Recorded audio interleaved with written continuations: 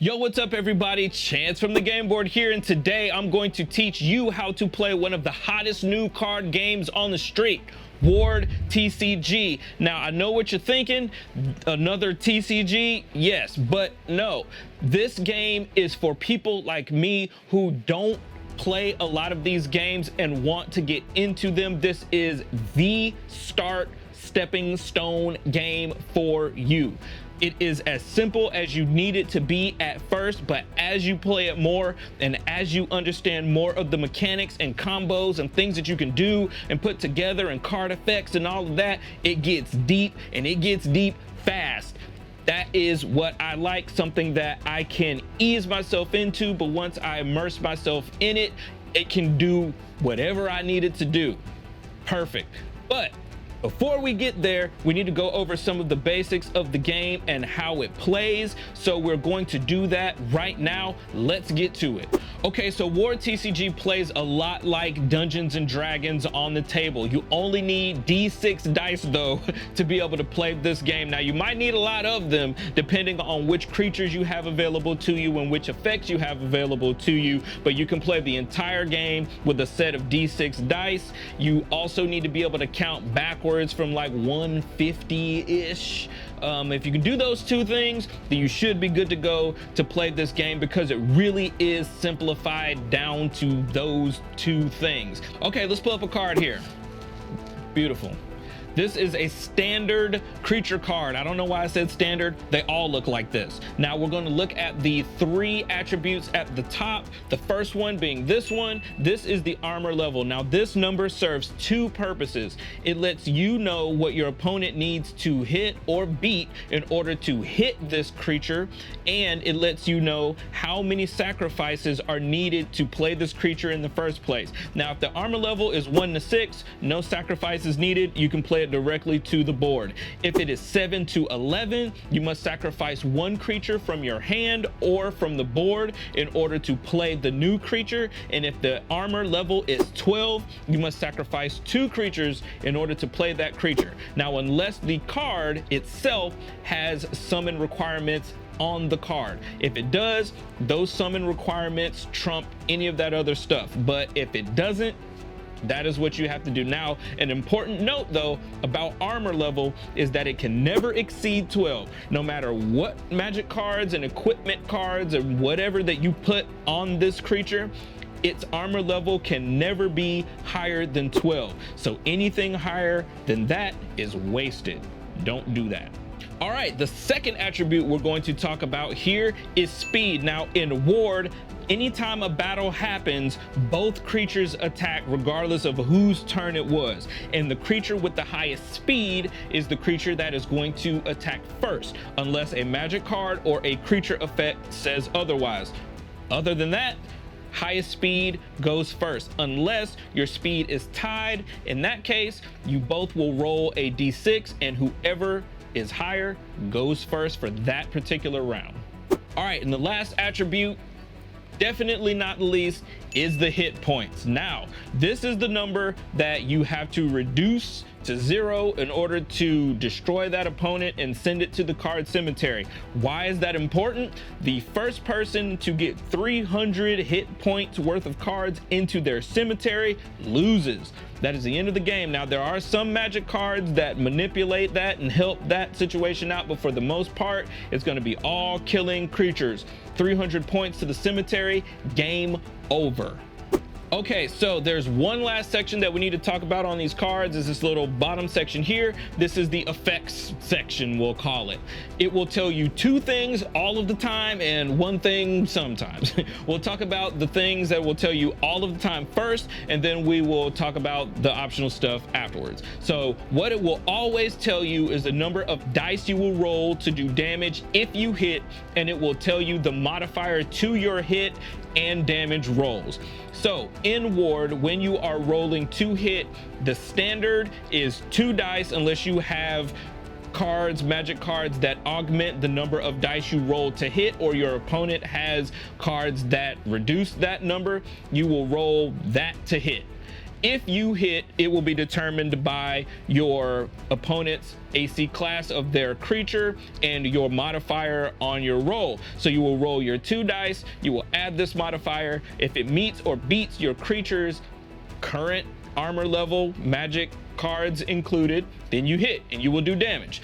If you do damage, then you will roll this number of dice, and then you will once again, after you roll those dice, add this modifier to it. Now, obviously, stronger creatures have stronger modifiers, so you'll want to be on the lookout for that. But when you are rolling to hit, no matter what, if you roll 2 6s, that is a critical hit. You will double all the damage that you do during that battle, during that damage roll. Whatever you roll, whatever modifiers you have, you will double it. If you roll 2 1s, that is a crit fail, and you will take 1d6 and you will roll that die and you will do that damage to yourself. Why is this important? Because you may also have an optional thing on here. Now, not all creatures have this, but some of them do. When certain conditions are met or during certain points of your turn, you can do certain things and it will augment what's going on the board. Now, there are way too many effects to get into what they may be, but it will plainly say on the card what it does and what happens if you are successful in whatever it is that you do. So that is the complete anatomy of a creature card, and now we are going to get into the other half of the game, and that is magic cards. This game is only creatures, only magic, that's it. So let's get to the magic. All right, let's get that out of here. Let's get this up here. Oh, wait, no, cricket. No, okay, good. All right, so this is a standard magic card. I don't know why I said standard. They all look like this. Well, for this little symbol right here will let you know what type of magic card that you are playing. For example, this magic card is going to come out and be played, and it will only be on the board for a specified amount of time, and then it will go away. This is an infinite card. Basically, it means that when you play it, it will stay in play until it is destroyed, or the creature that it is attached to is destroyed. Everything attached to it goes away, including magic cards. So some examples of this are equipment cards that go on to other creatures, or field cards that will augment your side of play, or some of them augment the whole field of play, but it will stay there in one of your 5 magic slots that you only get 5 of until it is destroyed or until the creature is destroyed. Now, this card is special because we'll get into turn order and what happens during a turn later, but this card, this magic card, you can play at any time as long as the conditions on the card are met. You can play this card whether it's your turn, whether it's your opponent's turn, no matter where in the turn. This card can come out unless there is a magic card that will not allow these cards to come out. Otherwise, these are cards that can be played at any time. Those are the 3 types of magic cards, and now we are going to get into a turn of the game. Okay, so a turn in Ward is broken down into 5 sections. The first section is by far the most important. Are you listening? Do not mess this up. This is the most important part of your turn. Number 1, draw a card. Not the most important. The second part is the most important, especially the first round. You're going to play a creature. In Ward, you must always have a primary creature in this slot at all times. If this creature is destroyed, goes to the cemetery, you must immediately play another card from your hand. 1 through 6 armor class that you can play without sacrifice. If you need a sacrifice and you've got 2 creatures in your hand, you've got to sacrifice one of them to play the other. You must always have a creature on the board. Now, if those conditions cannot be met, well, I'll talk later about what you have to do to make that happen. But if for any reason you cannot play any of the creatures that you have available in your deck, if you require 2 sacrifices to play the cards in your deck and you cannot make those sacrifices, you automatically lose. That is why it is important to have a great variety of armor classes in your 30 card deck, because you always want to be able to play and sacrifice when you need. If you cannot, that is the fastest way to lose. Okay, so that is the second part of a player turn. The third part is going to be battling, and that doesn't always happen during the first round, and battling is optional. You do not have to battle. You can choose to initiate combat on your turn, but remember that when you do, both creatures attack and the creature with the highest speed will go first. But battling is optional. It is not optional in the first round. You cannot do it, but after that, you can choose to battle or not. The fourth part of a player turn is the second magic phase. Now remember, this first and second magic phase that's sandwiched in between the battling are the only places where you can play these infinite and these timed magic cards. You cannot play them on your opponent's turn. You can only play them during your magic phases. The reactionary cards you can play whenever you want, meeting the conditions, but these other ones you can only play during these times. Fifth part of the turn is to pass it and end the turn. So quick recap: 1, draw a card. 2, play a creature in magic, first magic phase if you need it. 3, battle if you want. 4, second magic phase. 5, pass, turn. You're going to do that repeatedly until 300 hit points are here, or until someone cannot play a creature. Game over. Simple, right? No. Let's talk about limited summons.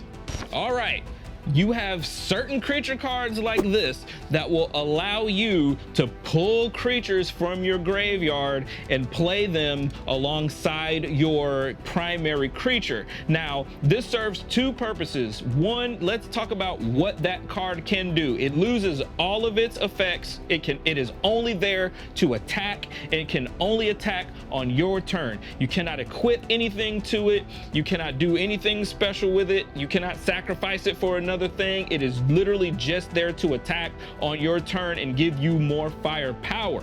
Now, that being said, it also temporarily removes those hit points from your cemetery, allowing you some leeway to hopefully make a last stand or push on to a victory if your opponent is close to their 300 point threshold. Okay, so that's number one.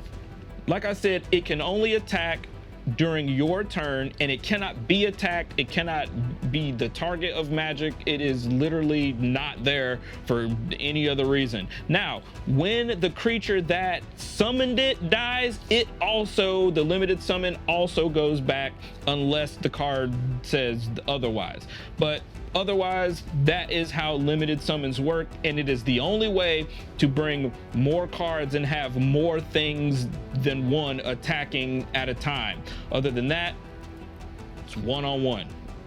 Okay, last thing we have to talk about is probably the most important and probably the only thing in this game that will confuse you, is what happens if you cannot play a card after your primary creature is destroyed. So if your primary creature is destroyed and sent to the card cemetery, you will look into your hand. If you have a armor class 1 through 6 creature in your hand, it does not matter what it is, you must play it. If you've got multiple ones, then you get to choose, but armor class 1 through 6, you must play it. If you do not have that, if you have 2 cards in your hand that require 1 sacrifice, you must sacrifice one of those cards to play the other and put it down. You do not get to go in the deck and shuffle. So if you've got 2 cards that require 1 sacrifice, you must sacrifice one. It may lose the game for you. Too bad. You must sacrifice one to play the other, because you must always have a card on the board and your hand takes priority. Now, if you do not have those, if you do not have a card that you can play directly and you have a sacrifice card, but you don't have the sacrifice in your hand, but you know that you have cards that you can play armor level 1 through 6, then you can show that you don't have that, and then you must take those cards, set it aside, flip the deck over, and find the card. You will reveal until you find the card that you can play. You will then play it, If you had 4 cards in your hand, you will take that creature, you will put it there, you will take the rest of your cards, you will shuffle them up, and you will draw 3 cards. You will not lose any cards. So if you started with 4 cards when the creature was destroyed, including the destroyed creature, you will have 4 after the creature, including the destroyed creature, when it is all said and done. So that is how you will get cards out if you have cards that you can play in your deck. Now, if you are only stuck with 2 sacrifice cards, or if you only have 1 sacrifice cards in your deck, you lose. The game is over. If you don't have the cards to sacrifice, the game is over. So that is how that can get really sticky really quick. So like I said, make sure you keep a good variety in your 30 card deck. Ward card game, 30 card deck. You can build it however you want. There's no limit on creatures, there's no limit on magic. You just want to make sure that you keep a balance. It's about 10 creatures, 20 magic, something like that. Depending on the creatures that you have, you might want to put some little fodder, creatures that are easy to sacrifice. But other than that, what they recommend is 10 creatures, 20 magic cards. All right, that's Ward TCG in a nutshell. I mean, I guess if you can call that a nutshell, but seriously, it can't be more simple than this. We're talking about one-on-one, maybe limited summon if you have those cards in your deck to make that a little bit more complicated. But other than that, your creatures may have an effect. You might have some magic here that's doing whatever it's doing. It's going to plainly say what that does. You don't have to keep track of tokens and then the poison and this one's blocking, so I can't hit this one. I got to pay for this one with this magic. None of that happens. You don't have to do any of that. It is literally roll 6-sided die until 300 hit points show up in one of these cemeteries, and then the game is over. And that is literally all you have to do. Everything in between that is just fun. So if you're looking for a gateway TCG, this is the game that we recommend here at the game board. Why? Because it starts out as easy as you want, but as you want it to get more complicated, it can get more complicated. They sent us Generation 1 and Generation 2 packs to make these decks, but then we realized right away that it would be cool if I could build into this mechanic, or if I could build into this creature type. So then, those juices started flowing and it started, but the best part about it is that I'm not gonna get in any trouble. You're not gonna get in any trouble with any significant others trying to make these decks happen, okay? There are people that have all the cards, like all of the cards that Ward has. There are people that have all the cards. So if you wanna get into it, you can.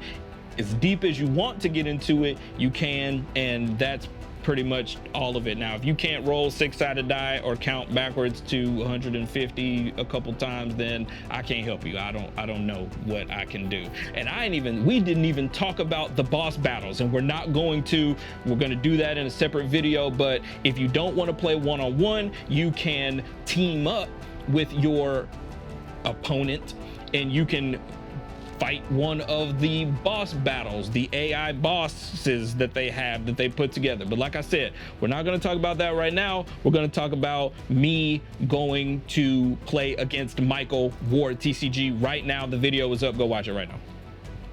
No, seriously, turn this off and go watch that video, because you can see this in action. Go do that now, like now. So, really? Okay.